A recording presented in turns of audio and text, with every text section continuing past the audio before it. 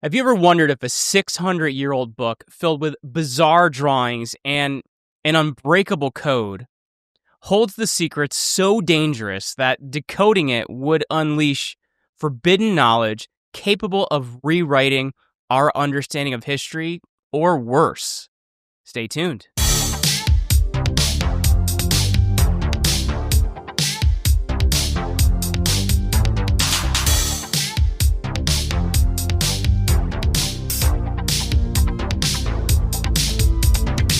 Hey everyone, and welcome back to the Jeremy Ryan Slate Show. I'm your host, Jeremy Ryan Slate, the CEO and co-founder of Command Your Brand. We help our clients to appear on some of the top podcasts out there, top 1% podcasts, in fact. You can grab our free brand authority analysis over at commandyourbrand.com/authority. You can also find me on X. I am at Jeremy Ryan Slate over there as well. And today, we're cracking open one of history's most baffling enigmas, the Voynich Manuscript, the world's most dangerous book. If you're like me with a podcast background where I interviewed historians and conspiracy theorists alike, you know artifacts like this aren't just old paper. In fact, they're time capsules of hidden truths, often laced with intrigue that makes you question what powers might want them to stay buried. So picture this. In the early 1400s, somewhere in Renaissance Italy, an unknown author pens a 240-page codex in a script that no one's cracked to this day. It's full of weird plants that don't exist, nude figures in bizarre baths, and cosmic diagrams that defy explanation. It was rediscovered in 1912, and it stumped code breakers from World War II cryptographers to modern AI. But what if it's not just gibberish? What if it hides alchemical recipes, herbal poisons, or heretical ideas so potent they could be dangerous if revealed? And here's why I find this fascinating. As someone who's always chased historical angles with a bit of a conspiratorial bend, the Voynich Manuscript isn't just a puzzle. It's a reminder that some knowledge might be locked away for a reason, echoing forbidden texts from the Inquisition to our modern day. Today, we'll unpack verifiable history, names, dates, and places from sources like Britannica, Yale's Benneke Library, and History.com. And stick around, because in 2024, multispectral scans and 2025 studies are adding fresh layers to our mystery. If you're casually into history or conspiracies, this is for you. No cryptography skills are needed, just an inquisitive mind. So let's decode this. All right, to assess if the Voynich Manuscript is truly dangerous, we start with its verifiable origins and journey. It's a tale of emperors, alchemists, and hidden libraries. The manuscript's vellum, that's animal skin parchment, was carbon dated in 2009 by the University of Arizona to be between 1404 and 1438, placing its creation in the early 15th century, likely in northern Italy during the Renaissance. And this is per a stylistic analysis from Yale's Benneke Library and sources from Britannica. It has no known author, but its style suggests a European scribe, possibly in a monastic court setting. Its earliest confirmed owner, well, that's Georg Beresch, a 17th century alchemist in Prague, who had it by 1639 and called it a sphinx in letters. Beresch sent samples to Athanasius Kircher, a Jesuit scholar in Rome, hoping for some insights. After Beresch's death, it passed to Jan Marek Marci, who was the rector of Charles University in Prague. And he sent it to Kirchner in 1665 or 1666 with a cover letter still tucked neatly in the book, claiming it was once belonging to Emperor Rudolf II, the Holy Roman Emperor from 1576 to 1612, who bought it for 600 gold ducats, believing it was by Roger Bacon, a 13th century friar and proto-scientist. Rudolf's court in Prague was a hub for occults like John Dee and Edward Kelly, who might have sold it to him at that time. A faded signature on the first page, Jacobi a Tenepets, points to Jacobus Horcadi de Typenes, and he was Rudolf II's botanist, adding a bit of credence to the work. But for 200 years, it vanished. Likely it was in Kirchner's library in the Collegio Romano in Rome. In 1912, Wilfrid Voynich, a Polish-American book dealer, bought it from the Jesuits at Villa Mondragone near Frascati, Italy, during a secret sale.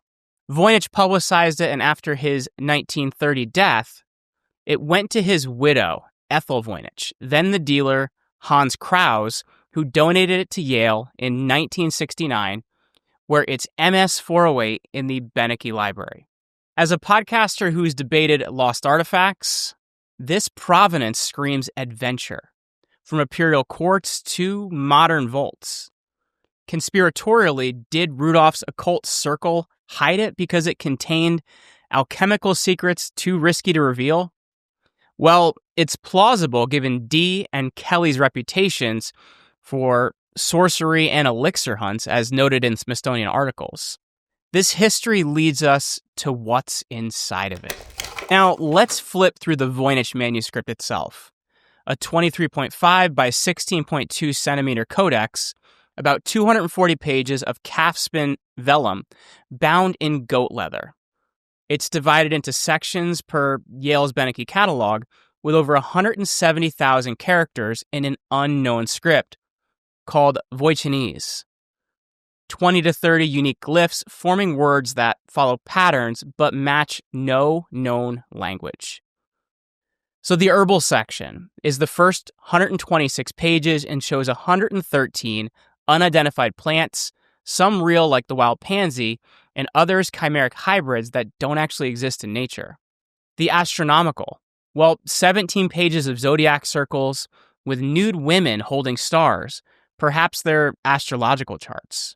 The balneological, 20 pages of women in tubs connected by pipes with bizarre bathing rituals or metaphorical fluid flows. How about the cosmological? 14 pages of circular diagrams, including a famous 6-page fold-out rosette that might be a map or a cosmic model. What about the pharmaceutical? 16 pages of jars labeled with roots and herbs. There's also recipes, 25 pages of starred paragraphs, possibly instructions to cook something. There's no punctuation, but statistical analysis from the University of Sao Paulo in 2014 shows semantic clusters just like real text. Multispectral scans in 2024 by Yale revealed hidden details like overpainted ink. And per Britannica and a 2023 study in applied soft computing, it resembles ancient scripts, but they remain quite unique. From my perspective, this content screams esoteric knowledge. A medieval encyclopedia, if you will, gone a bit weird. Conspiratorially, could the bathing scenes hide gynecological secrets suppressed by the church as heretical women's medicine? Well, it's plausible given similarities to medieval herbals, as speculated in the Smithsonian's 2024 article. So comment below. Which section creeps you out the most? Is it the weird plants or the bathing ladies? Let's chat in the comments, comment below so we can talk about what you thought about this, because I love to talk with you guys about what is happening in these videos. Since 1912, experts have tried and failed to crack it. World War II codebreakers like William Friedman and John Tiltman studied it in the 1940s, transcribing it via IBM punch cards, concluding it's not a simple cipher. In 1921, William Newbold claimed microscopic code revealing Roger Bacon's telescopes, but this was debunked as cracks in the ink. Stephen Bax in 1914 proposed partial decoding like plant names, but no actual full text. Gerard Cheshire in 2019 claimed Proto-Romance Women's Health Guide. The University of Bristol distanced itself a bit for this, per some BBC reporting. Ahmet Ardrich in 2019 suggested Old Turkic, but it's been rejected by linguists with a 2025 response paper. AI also made its attempts, like Greg Kondrack's 2017 Hebrew anagrams, but it fell flat. Per Yale's 2021 TF-IDF analysis, it has meaningful structure, and it's not random. Well, personally, these efforts remind me of podcast guests chasing unsolvable riddles. Yeah, it's a bit frustrating, and it's a bit addictive. But conspiratorially, did government bodies like the NSA classify breakthroughs to hide dangerous content? Yes, it's purely speculative, but Tiltman's NSA ties fuel whispers. Well, theories abound, so let's sort the history from conspiracy. So what about the hoax theory? Gordon Rugg in 2003 suggested Cardin Grill generated nonsense to scam Rudolf II.